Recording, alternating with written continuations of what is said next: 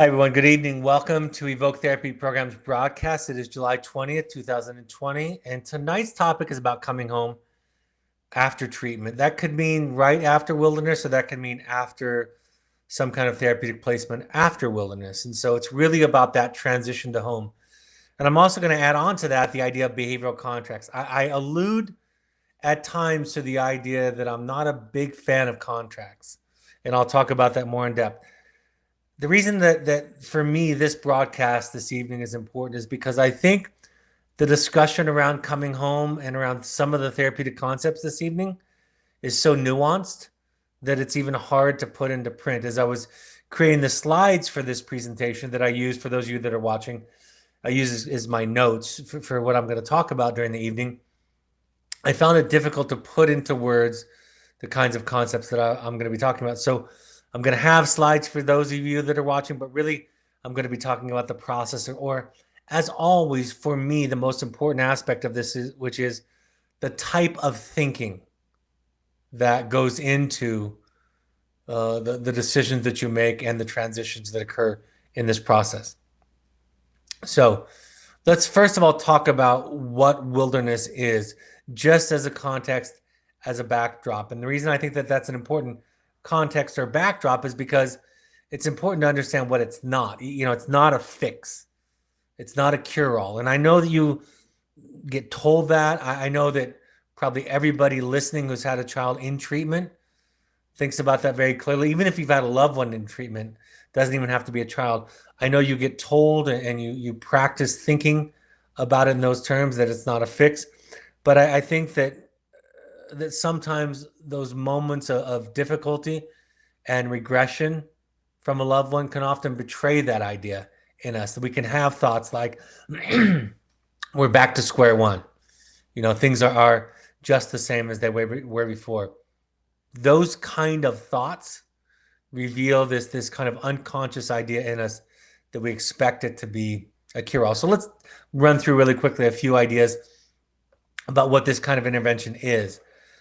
We think of it as a wake-up call. I think that was probably the original idea. In fact, one of the first wilderness programs that ever was put together back in the 1970s, it was almost titled a wake-up call. I mean, that was from a professor at a university talking to a bunch of students that were on the verge of getting kicked out of the university, and he used this as an opportunity to earn their way back in. And from that original group, by the way, which was well over 20, every one of them graduated. So it can be a turning point. It can be a moment of awakening or epiphany.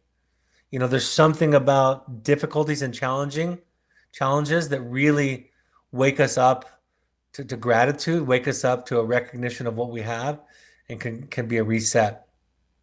It's definitely a getting attention, right? You have the focus and intention of the person attending. And I've talked about this for years. It's a new bottom. When you think about, people will often say, you know, you can't, nobody's going to get better until they've hit bottom, or sometimes it's referred to as rock bottom. Well, part of interventions is that it might become a bottom. You know, for some people, the bottom doesn't have to be that low.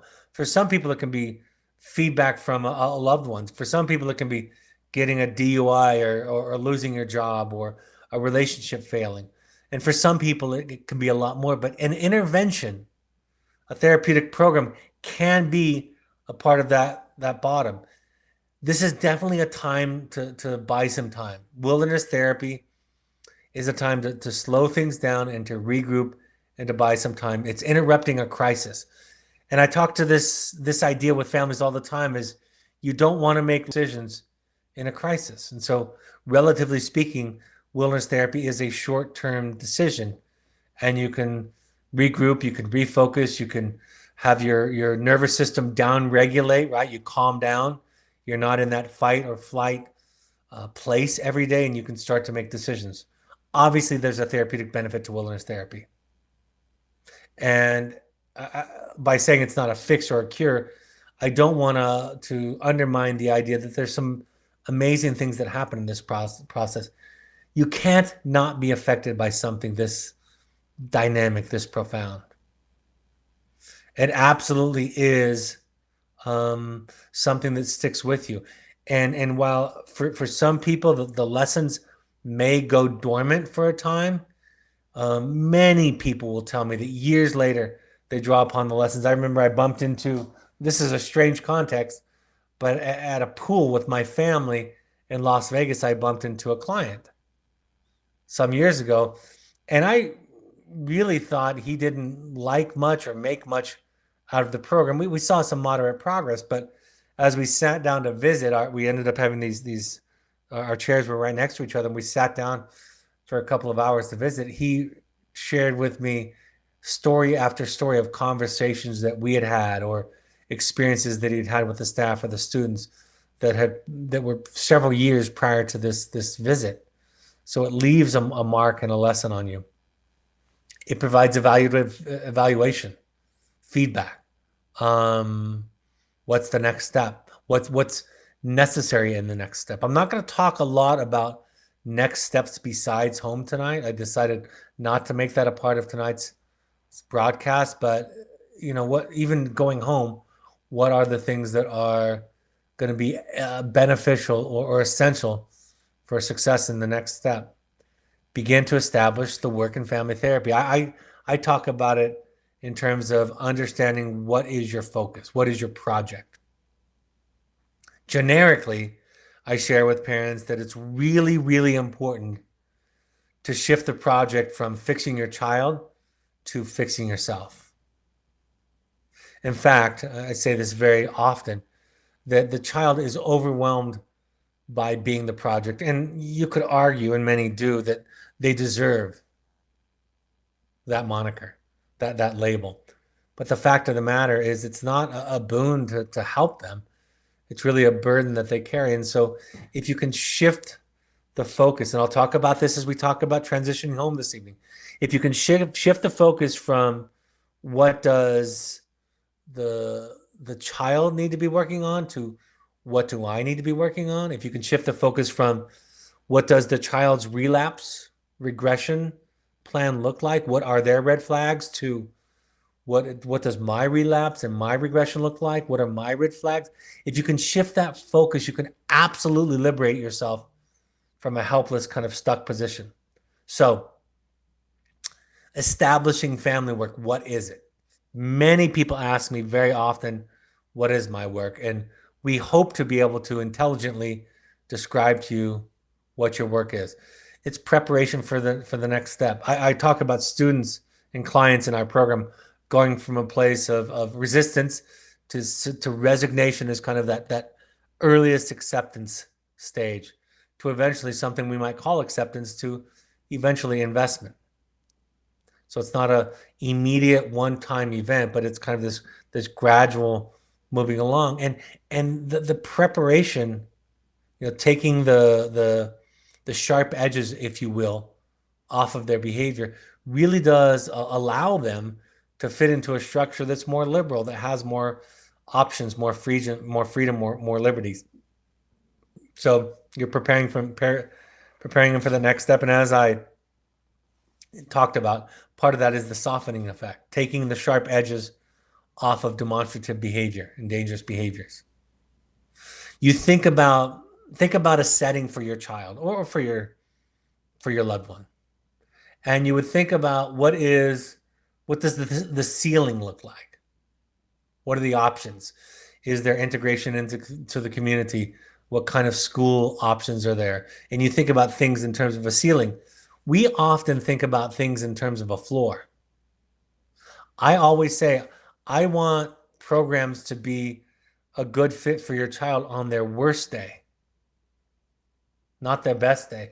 When I was younger, early in my career, I probably thought more often about students and clients on their best day. But as I had more experience, I started to think about making sure it was an appropriate placement for a child on one of their lower level days, one of their lower functioning days. The levels of care can change. I won't talk about levels of care this broadcast, but obviously socialization skills, this microcosm of the group really does lend itself to a lot of in vivo, real-time interventions. And not only is there objective testing but there's also natural observation. So that's a little bit about the way we think of wilderness and how multifaceted it is. You know, people ask us all the time, when are you thinking about transition? And the fact of the matter is you're thinking about it from the earliest stages of treatment. You're always, if you're doing your job, you're always assessing. You're always thinking about transitions. You're measuring buy-in as you move along. The more buy-in, you know, there's this, it's difficult to explain, but there's this idea that I think will um, it'll kind of symbolically represent what I'm describing here, which is when students or clients will say to me, this can be any age, any type of intervention. When they say things like, here's what I want, here's what I would like it to look like, this is what I think, but my best thinking got me here, and I'm open to what my parents, to what others have to tell me. You know, the most important part, they'll say when they get to this place of investment, or at least surrender, is, you know, I need help. I need, I realize that I can't figure this out on my own completely, and I'm open to the process. And I'll definitely give to you my wish list. But the most important element of success in the next stage of my work is myself. So often I'm looking for surrender. When I'm talking with parents at any stage in this process, I'm thinking about the idea of surrender. And surrender is this psychological process whereby we become teachable. We become humble. We become open. We let down our guard, not because we're simply ready to be vulnerable, but because we've kind of run into the same dead end over and over again. It's part of what's in Joseph Campbell's hero's adventure, right? That the hero often doesn't really meet the teacher until they're ready to surrender. They talk about this in recovery programs, but I think about surrender very often when I'm talking to a parent, talking about what's the decision that they're going to make next. We've talked at our program about, you know, our end of the program ceremony and stage is called transition, and we don't call it graduation. Previously to Evoke, prior to 1998, I worked at a program where we called it graduation or even discharge. And now we call it transition because the emphasis is that no matter where you're at, there's always more work to do. And we want to emphasize that with the word transition, that it's not about arriving. I think this is true for all of us, that the illusion of arriving is one of the most dangerous ideas in our mental health progress. Right? We never really arrive. It's akin to the metaphor of, it's about changing a lifestyle rather than going on a diet. There are aspects of this intervention that are very intense.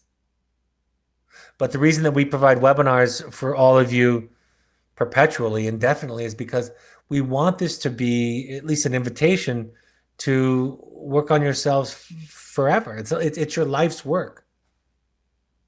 And this moment in time with your child, this moment of crisis and deep heartache and confusion and pain, is definitely a moment that may stand out in your life. But it's really just, we look at it as your child unconsciously asking you for something different, that what's going on in his or her life or their life is not working for them.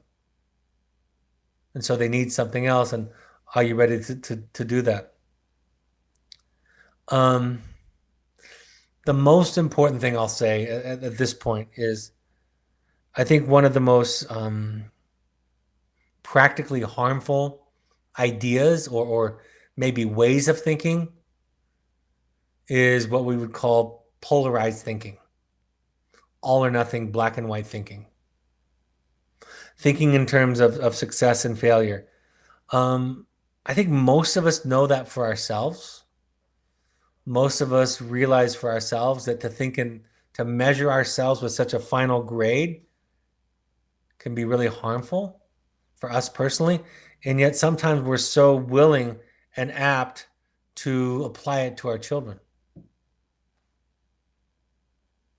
So do your best. And the research has shown us that families that identify themselves as successful avoid black and white thinking, avoid phrases like we're back at square one.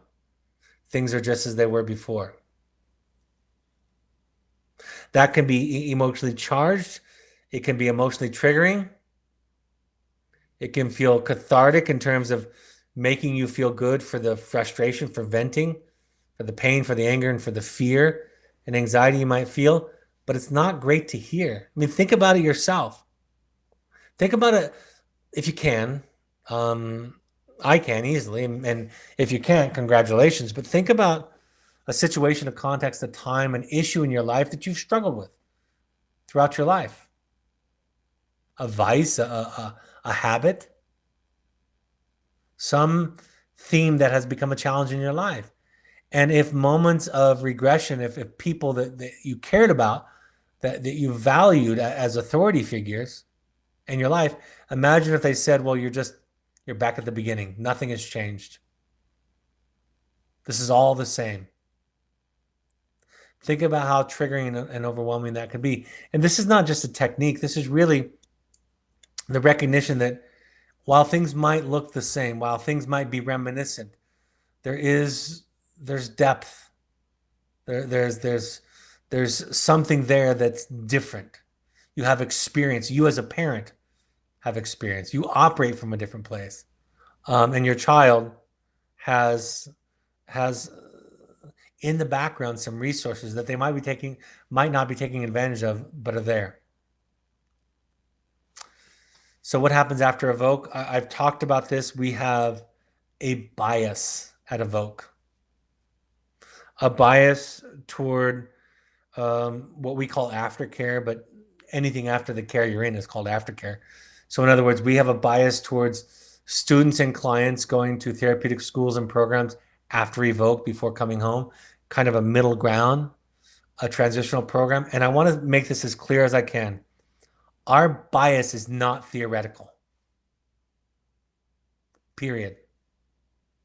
If it were theoretical, it would be that clients and students go home. We would have a bias towards that. When I started this, that was my theoretical bias. I received my degree in marriage and family therapy. And in marriage and family therapy, we were religiously taught that the most important, valuable, effective work was done within family systems. And we misinterpreted that, like many do, with the idea that meant that family systems had to be together in the same place at the same time. So that was one of the mistakes. But it was definitely this idea that it's done in the system, that the system remains intact throughout the process. First point is, one of the founders of family therapy, Dr. Murray Bowen from Washington, D.C. in the 1960s and 70s, was one of the founders of family therapy. Many people consider him the foremost pioneer in family therapy. He's at least in a very, very small group of individuals. But the fact of the matter is, Dr. Bowen never saw two clients at the same time. So he thought in terms of family systems.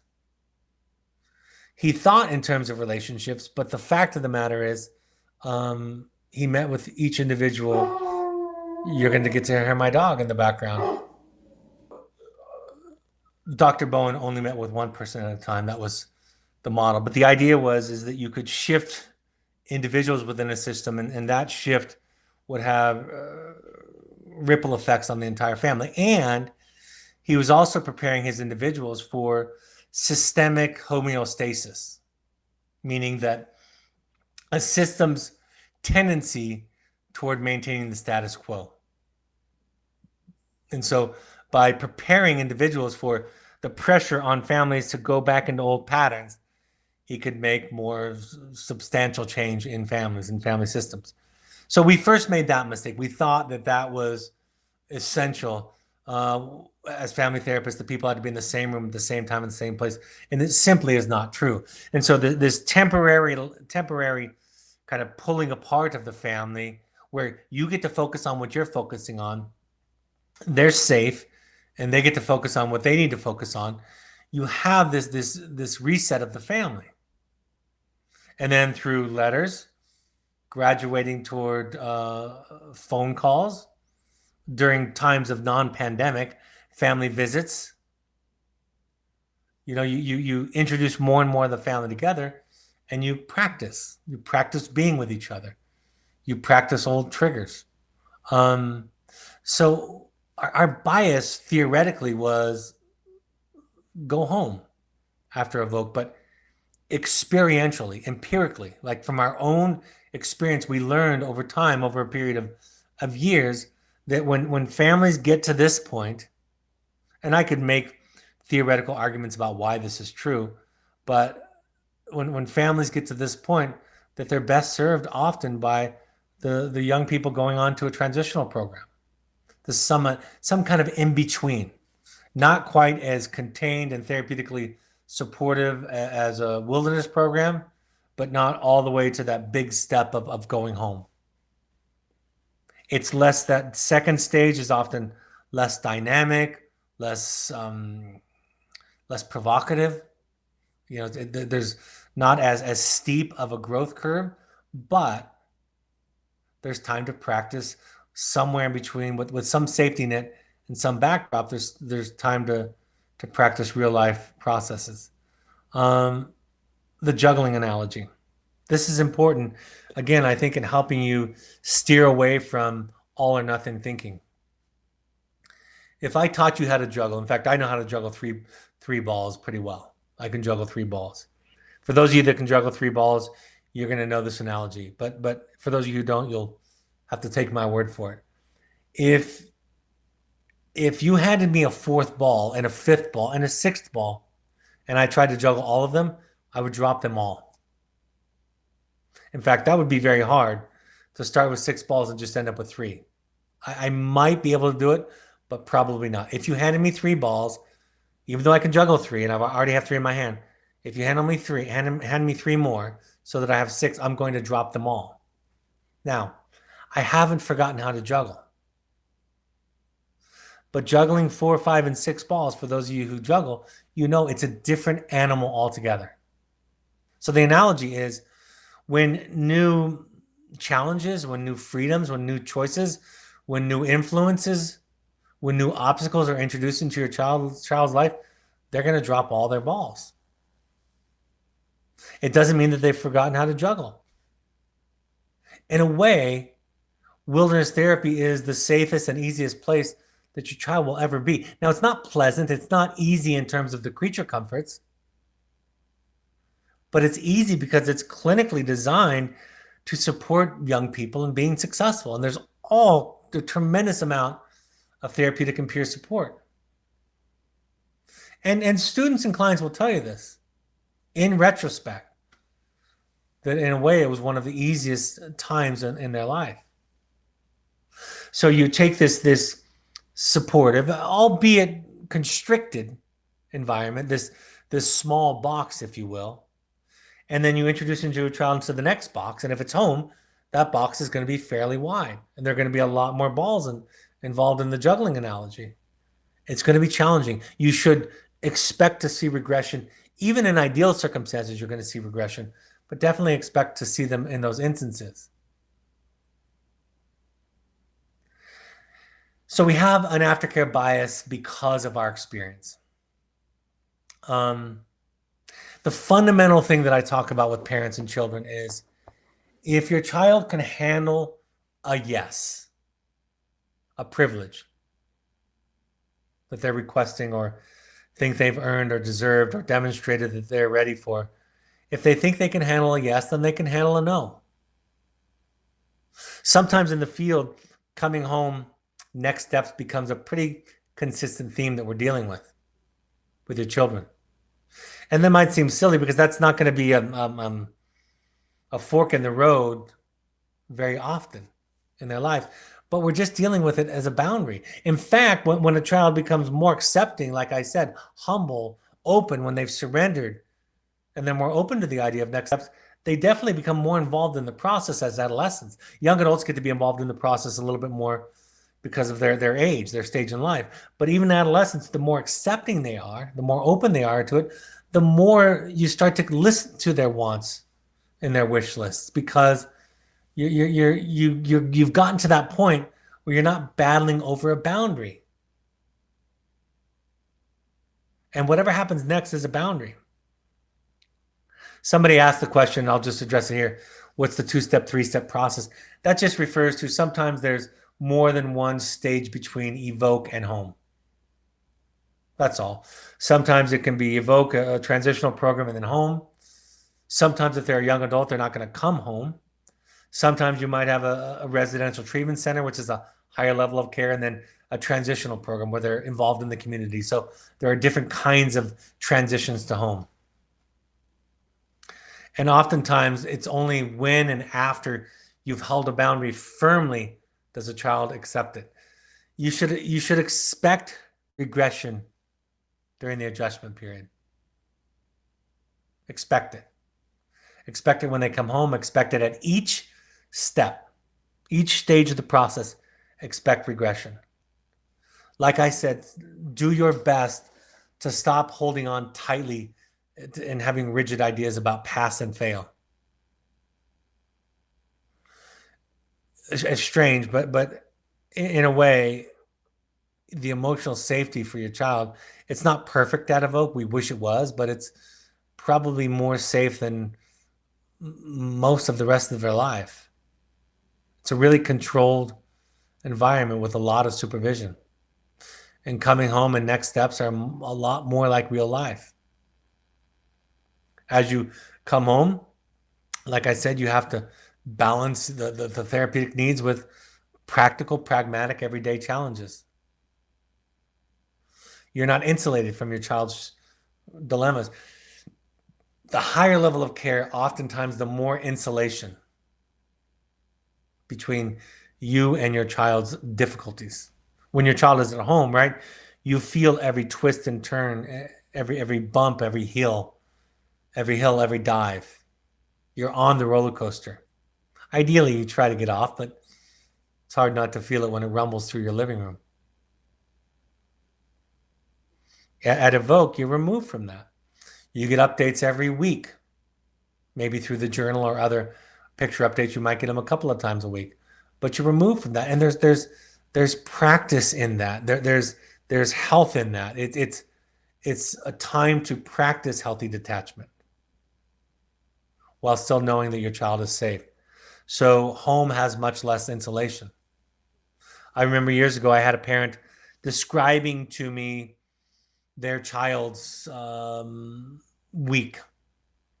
And their child was at a transitional program, their young adult child. And they let me know basically morning, noon, and night, everything their child had gone through in the last 3 or 4 days.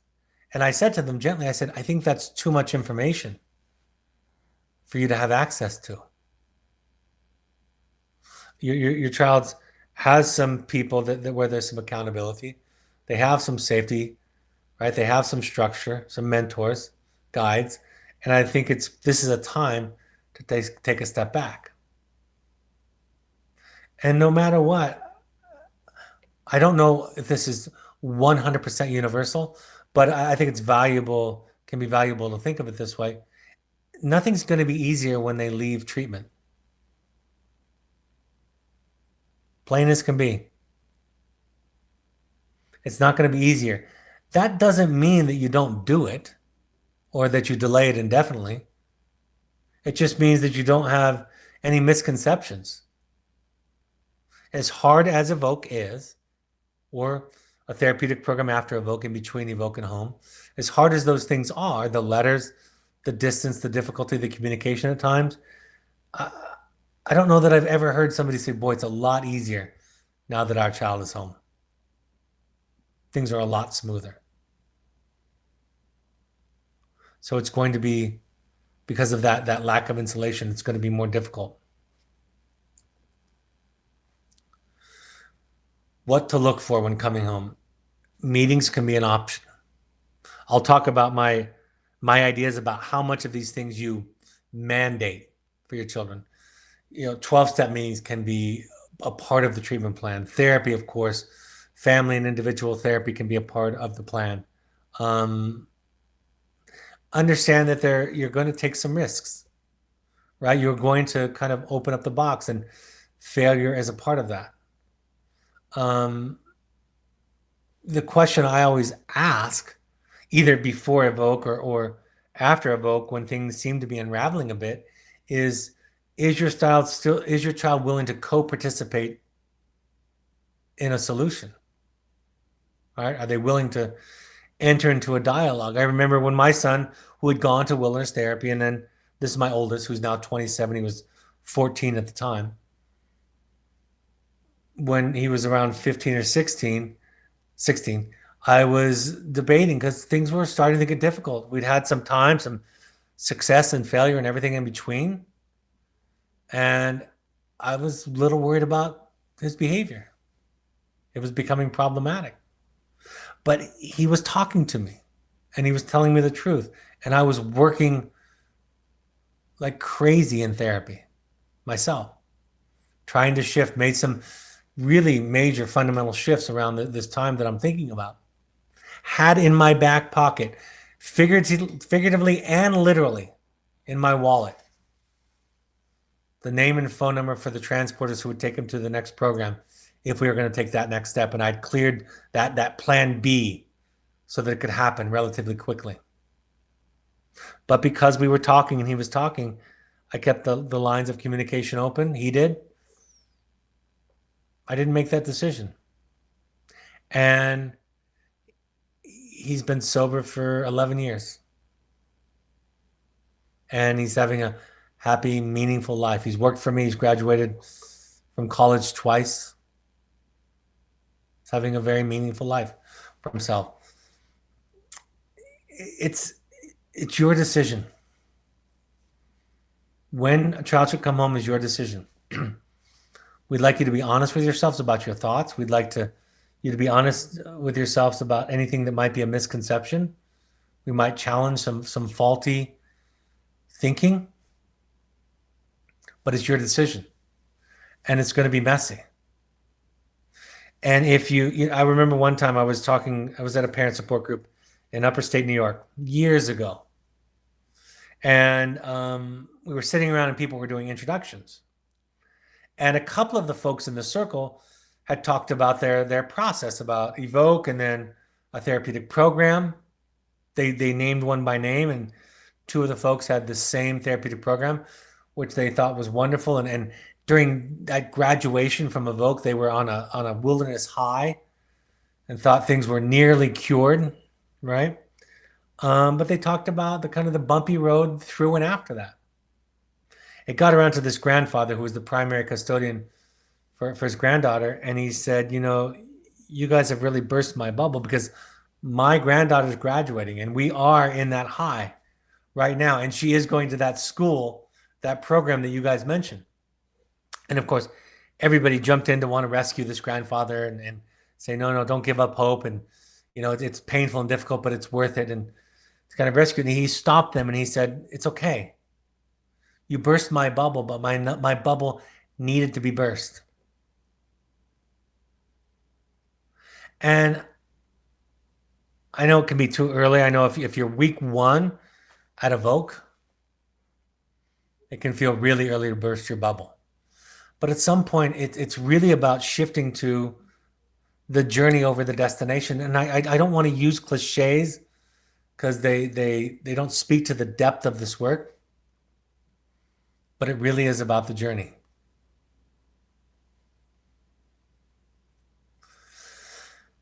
Understanding the roles of guilt and shame that play in your life.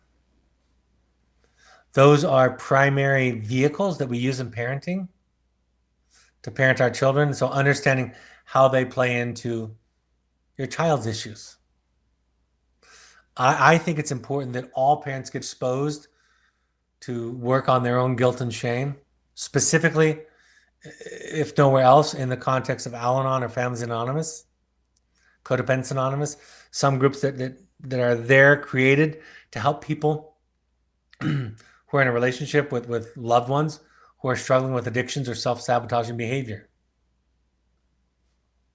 Kind of know the role of guilt and shame in your life. Response flexibility is a term. I borrowed it from Daniel Siegel. And it refers to, it's kind of the opposite response as what we would call a trigger or a trauma response. It's being able to respond to uh,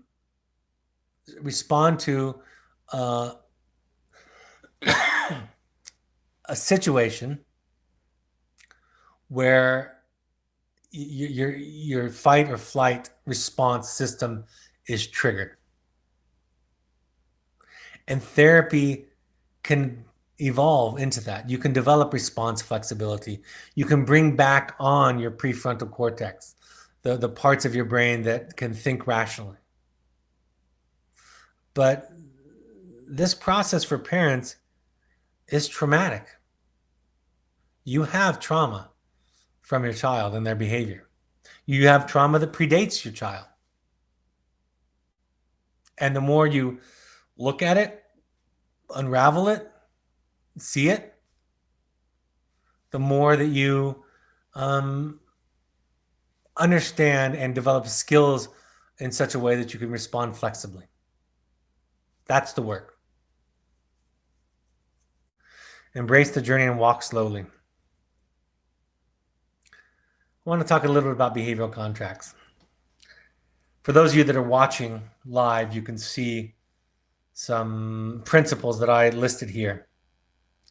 Of principles 1, 2, 3, 4, 5, 6 principles involved in a behavioral contract.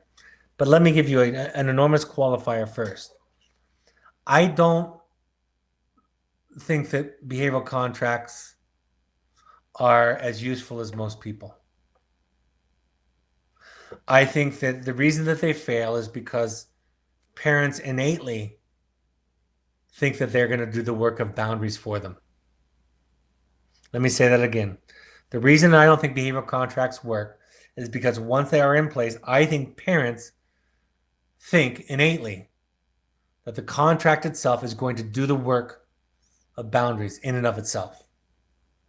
And to this day, never, ever, ever have I seen a child who has signed a behavioral contract after it has been violated say to the parent, after having it brought to their attention that they violated the contract and that there was a consequence associated with it, I've never heard a child say, you know what, you're right, I can see that right here, right in black and white.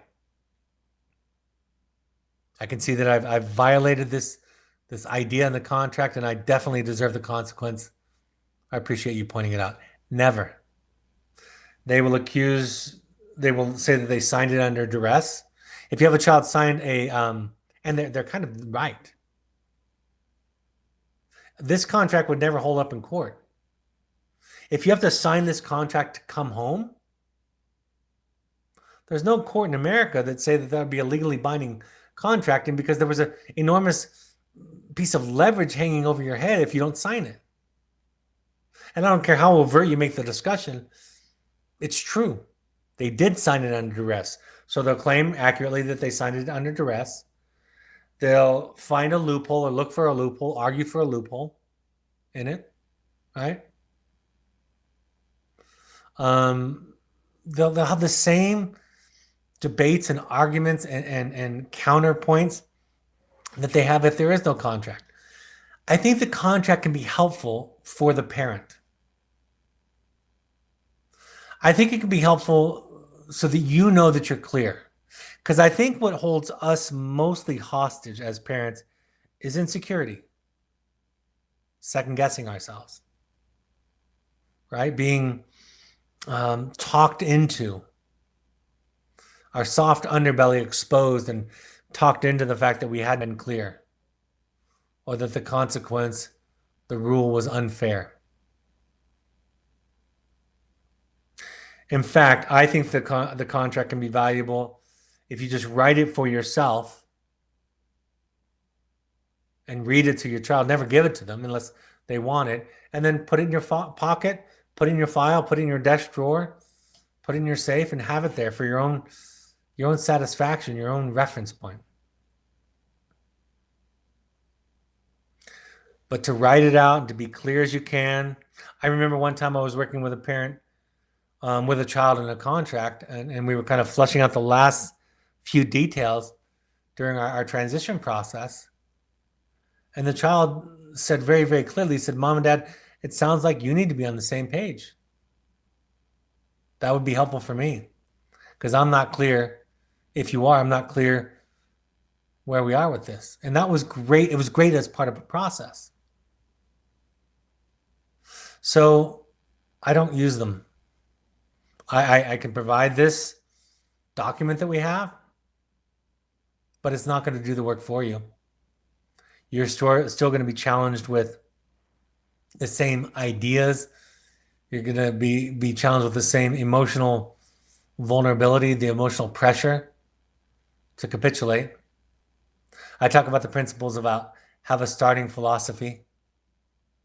Have a philosophy where you're focusing on the big things, not micromanaging.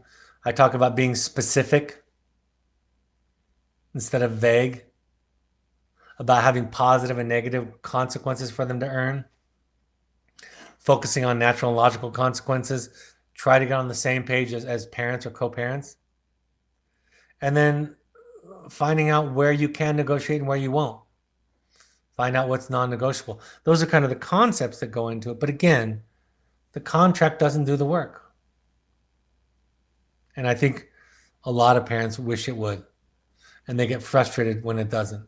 I think it can be a guide for you. I think it can be a clarifying document for you. I think it can be a clarifying document for you and your partner, your co-parent. I think it can be something that gives you confidence, that helps remove some self-doubt that happens because we all have this as parents, but it will not do the hard work for you. When things come to a head, it won't do the hard work for you. What are the take-homes? Evoke doesn't fix kids. We think of it as an amazing intervention, a great start, a great springboard, but it's not a fix.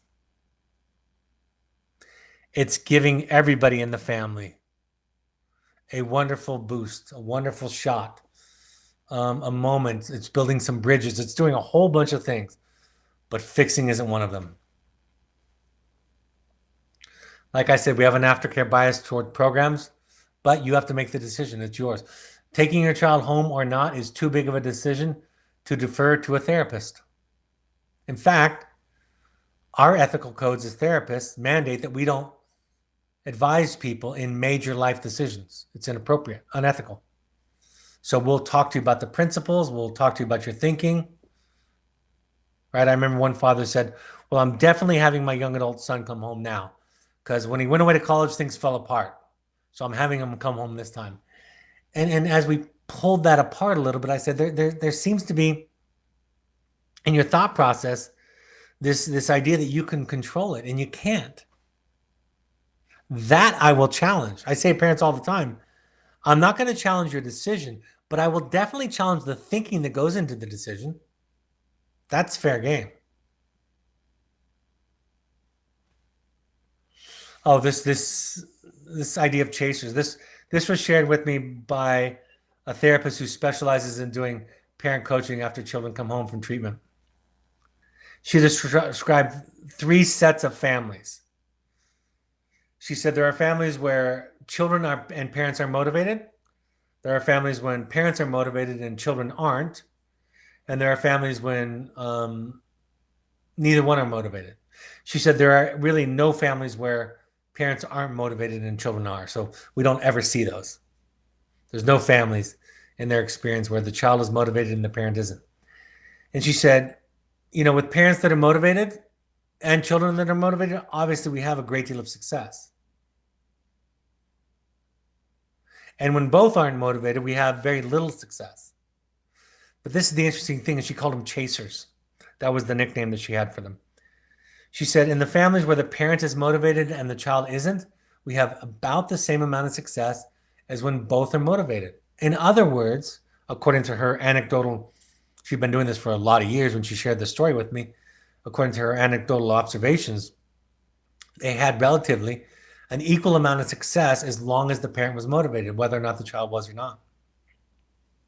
I had a parent ask me one time about their elementary school age child.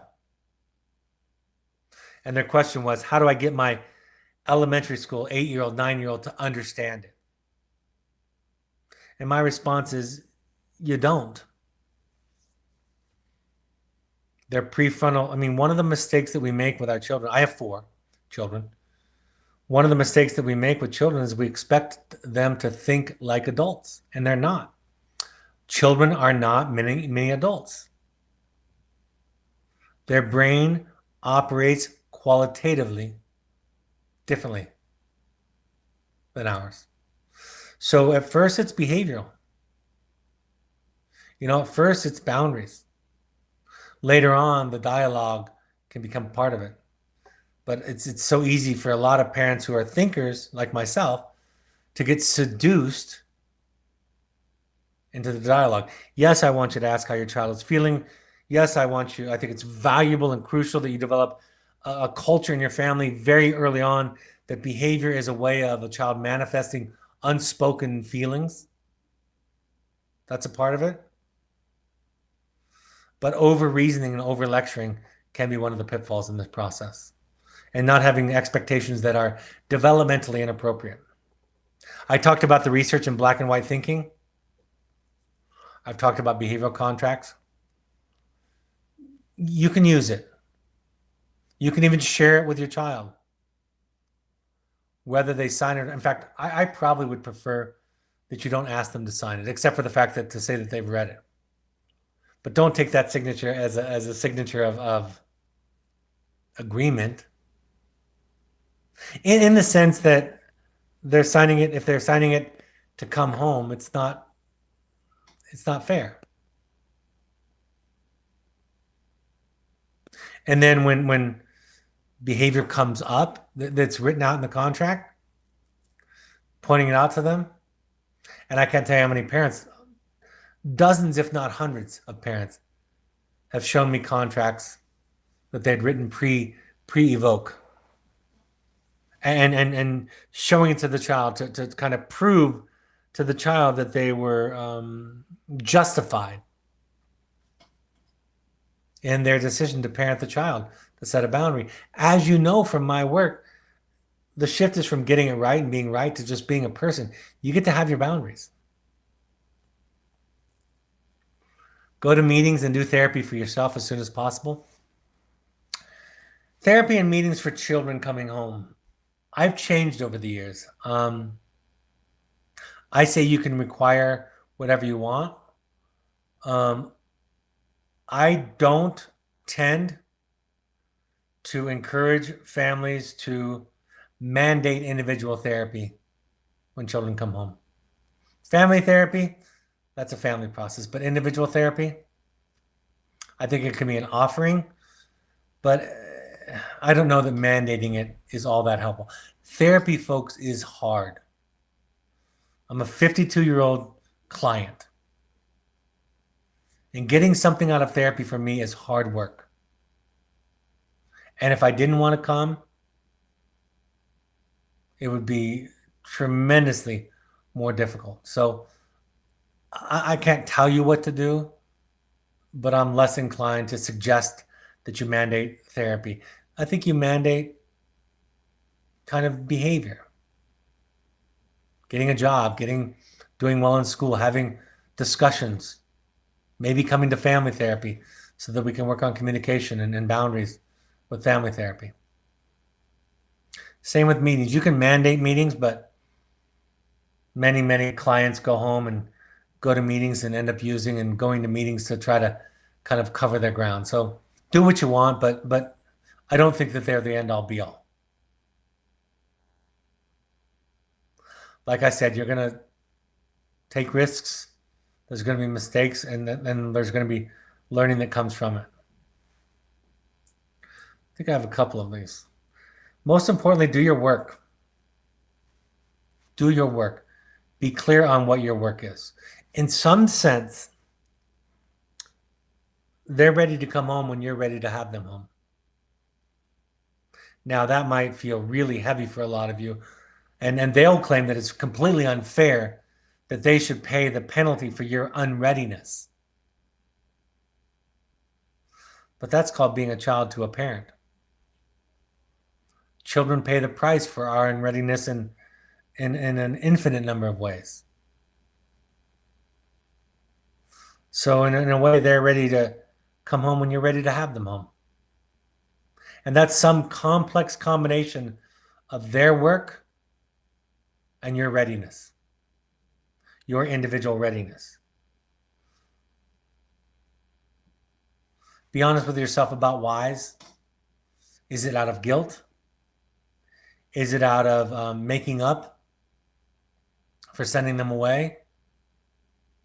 Is it about thinking you can control it? Be honest with yourself about the whys of the next step. Listen to the experts and own your decision as yours. Listen to experts that you trust. When I work with folks, I make sure that they challenge me, that they ask tough questions, that they express their skepticism toward my process. Listen to all sides, talk to the schools, programs, to the parents, and make the distinction between your needs and your child's needs. I think that's one of the points that gets missed often. And then steer away from the idea that you can fix a child. You can support a child, you can help a child, you can help facilitate a child's growth, but you can't fix them. It's probably not even a good way to think about it. All right. My son is somebody, I'll take questions now. Somebody says, my son is adopted and is at Oak Cascades and is going to transfer to aftercare. My concern is another form of abandonment for him. What can I do to help support him through this transfer? You know, adoption and abandonment are like a lot of other critical aspects of parenting. It's very personal. You have to decide. Abandonment is a psychological process, right? To use a simple, maybe it's too simplistic of an example.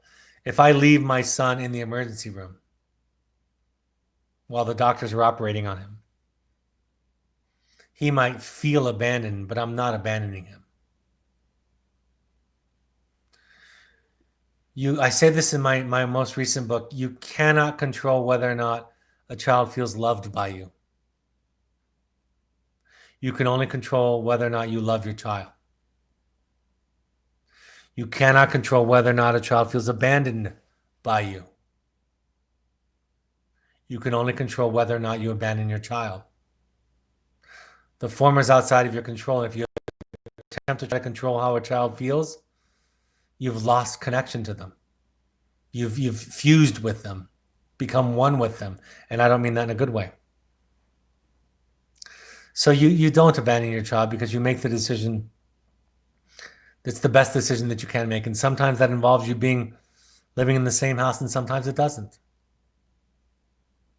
And the thing that you contribute to the relationship is the dedication that brings you to a broadcast like this tonight and ask that question of me.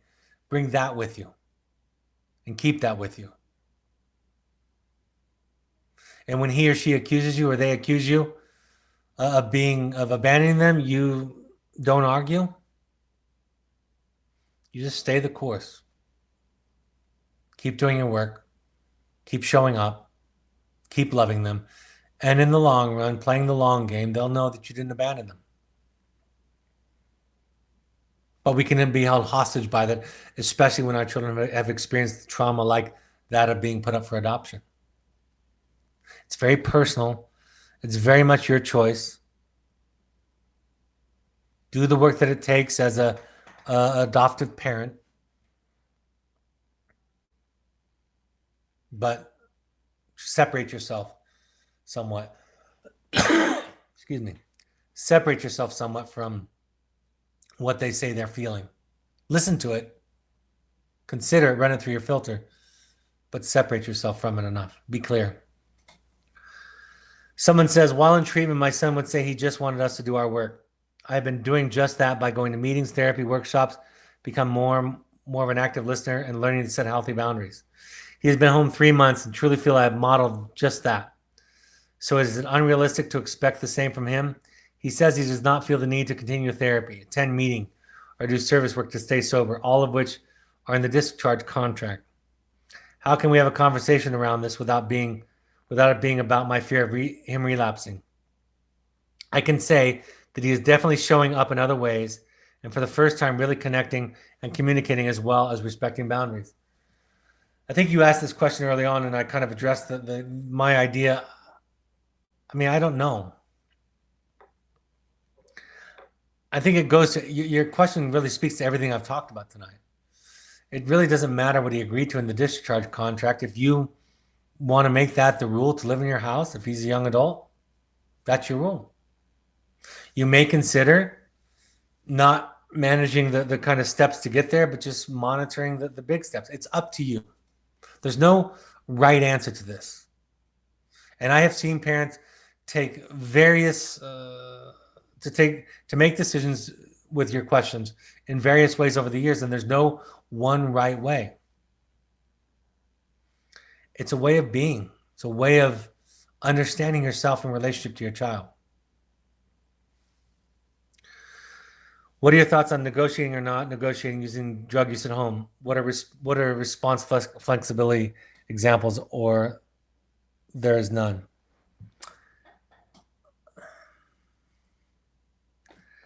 I think zero tolerance is probably outdated. Again, it's a living organic process. If you have somebody using and they're part of a dialogue and a part of treatment, then you can have some confidence that you're moving together forward. If there continues to be lies and deceptions and a lack of awareness, then they're not equipped, they're not engaged to make decisions, and you're going to make decisions for them, especially if they're an adolescent. If they're a young adult, you get to decide. You get to decide if drugs and alcohol are allowed in your home. The wisest advice that I've heard is it becomes a dialogue. With an adolescent, it's something like, I can't go on like this, or it's getting out of control, or I'm not willing to keep doing this dance. With a young adult, it might be a little bit different. It might be, you can do what you want, but I can't have it in my home. I'm not willing to keep doing this.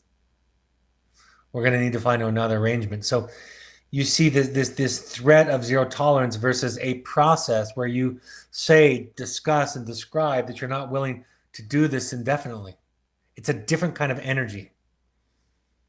And it's the same goal. You can have, ultimately, a boundary that there's no drugs and alcohol in your home, but that kind of strict, fine line where no regression, no relapse is tolerated, and all of them are put into the same category. I think that's a little bit outdated. But if you want to have drugs and alcohol as an absolute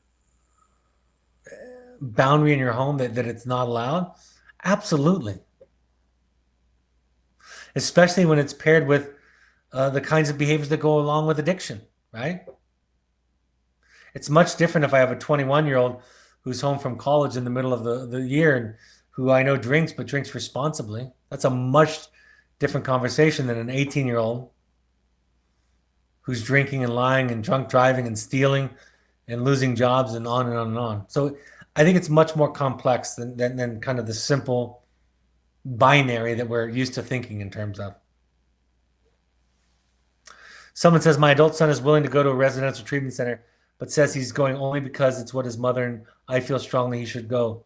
Will this be a waste of time and money? I don't think so. That's a great question. And there's a couple of points in there. Wilderness therapy and residential programs and therapeutic schools are different than home. There is something about an immersive experience that you get something out of it, even if you're resistant, even if you're doing it because of leverage, right? Therapy or a meeting is very, very different, right? Going to an AA meeting, just sitting in the back, or going to a therapy session and not being invested and not telling the truth to your therapist, that's a very different experience than being immersed in a program. So no, I would say that's actually a fairly good sign. But again, it's a dialogue. It's complex, subtle thinking. There's no generic solution or technique. It's a series of complex choices that involve self-reflective emotional participation. I'm borrowing a quote from Stephen Mitchell. There's no generic solution or technique. It's a complex process of sophisticated choice making that involves self-reflective emotional participation. You have to look at yourself. This is work. I can't manualize this. I can dialogue about it on podcasts and webinars because I can walk you through examples and metaphors and stories and feeling because those evoke the sense that I'm trying to communicate. But there's no slideshow. There's no workbook that I can tell you this is the way that it works. I could talk about ideas, ways of thinking, a certain sensibility, but I can't dictate. Someone says, getting ready to transfer a 15-year-old out of wilderness to aftercare this week. So tonight's topic is timely, and I've also been listening to the other past webinars on transitions. First off, want to thank Evoke for this experience, which has been so helpful for our child and our family. I have learned so much. This experience has provided a new approach to how I think about life and challenges. So grateful. In a previous webinar from 2016, you referenced a study which shows success outcomes when parents only are motivated, invested to work, are near equal or almost as high as when the child and parents are motivated in investment. That's what I was describing. I think it was this anecdotal. There is a research study that shows they make the point that there's no difference in outcomes between children who are transported and children who come willingly. And they use that. Bettman is the one who did, Joanna Bettman is the one who did the study. And what she shows, at least on the front end, with that variable, is that children who come completely against their will with transporters, we have the same outcome as children who are talked into coming willingly. And the hypothesis is the child doesn't have to be motivated necessarily. Could be that. And it might be the Chasers example that I gave. Yeah. I mean, for me, the process is if you do and stay committed to your work, success is guaranteed. Because you'll redefine what success is. I mean, I've sat in meetings with parents or with people who have lost loved ones. Spouses, brothers, sisters, parents, children. I have sat in meetings where parents and loved ones have lost loved ones to mental illness and to addiction. But they still go to meetings because it's our life's dilemma to love and care for people who don't love and care for themselves. And how do we stay in relationship to that? How do we stay our authentic selves? How do we not give in to fear and anger? How do we love again? If our loved ones are still alive and struggling, how do we love them? There's a great TED Talk I've referenced many, many times. Just Google Johann Hari, Hari, and Google addiction. Everything we think we know about addiction is wrong. It's a 15-minute TED Talk about really shifting away from thinking about a war on drugs and addiction to understanding this new understanding, which really isn't that new, but it's popular in pop psychology, that addiction and mental health is just evidence of trauma, big T or little t trauma. And hopefully that understanding changes our perspective from a battle and a war to compassion. How do we love people that are struggling? All right, folks. Hope that's helpful for tonight. Running over the upcoming slides, upcoming events. If you want to do your own work, we have intensives programs. I run some of them. My staff, who are amazing, run some of them. We're doing some in person with some special safety protocols. Right now, during the pandemic, we're also doing them online. So contact intensives@evoketherapy.com if you want to do some of your own work. We have an adventure trip coming up for adolescents on August 16th through 23rd. Think Therapy Light. If you want more information, contact Sarah@evoketherapy.com. Upcoming free support groups. These are for alumni and current parents only. August 6th at 6 p.m., Dr. Matt Hoig will be hosting. And if you are an intensive alumni, August 11th at 6 p.m. is our next one. Contact Malia@evoketherapy.com for more information.